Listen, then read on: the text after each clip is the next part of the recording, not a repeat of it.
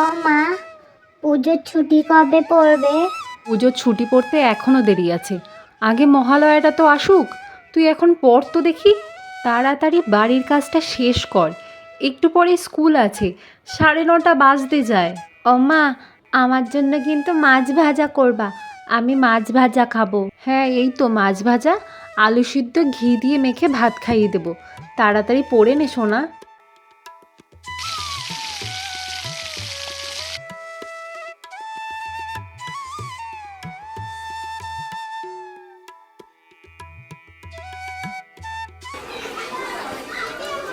এই, তোর পুজোতে কটা জামা হয়েছে রে? আমার 4টি জামা হয়েছে। তোর কটা হয়েছে? আমার 5টা জামা হয়েছে। আমারও 5টা হবে। মা বলেছে মহালয়ার পরে নিয়ে আসবে।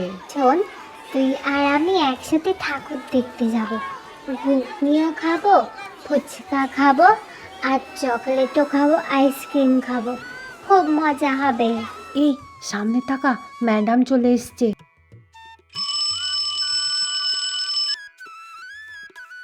স্কুলে কোনো দুষ্টুমি করিসনি তো?